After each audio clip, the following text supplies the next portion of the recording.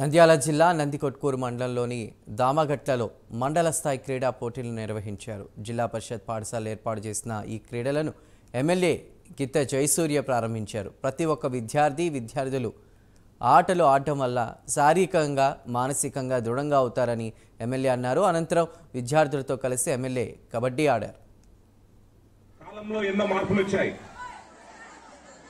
ఈ మీరు ఎంచుకున్నటువంటి క్రీడలు ఏ విధంగా ఉంటాయంటే మీ ఇష్టపూర్వకంగా మీకు చదువు ఎంత ముఖ్యమో అలాగే క్రీడల్లో కూడా అంతే ముఖ్యం.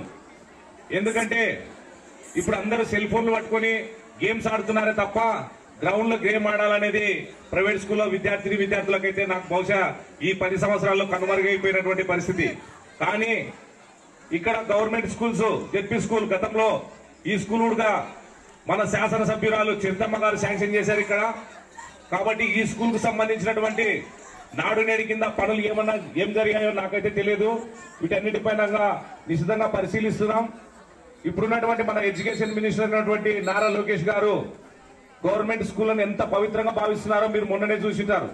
చిత్తూరు జిల్లాకు వెళ్తే కూడా క్లాస్ రూమ్ లోకి హెడ్ మాస్టర్ రూమ్ లోకి వెళ్ళేటప్పుడు ఆయన చెప్పులు వదిలిపెట్టి లోపలికి వెళ్ళాడు. అంటే సమాజమే దేవాలయం, ప్రజలే దేవుళ్ళని వాళ్ళ తాతగారు ఏ విధంగా అయితే నమ్మారో ఈ రోజు గవర్నమెంట్ స్కూల్ కూడా ప్రైవేట్ స్కూళ్లకు ఏమి తీసిపోవు, ప్రైవేట్ స్కూళ్లకు ధీటుగానే గవర్నమెంట్ స్కూల్స్ ఉంటాయని చెప్పేసి నిరూపించాలనే ఒక దృఢమైన సంకల్పంతో కూడా అనేక రకమైనటువంటి కార్యాచరణలు రూపొందిస్తున్నారు.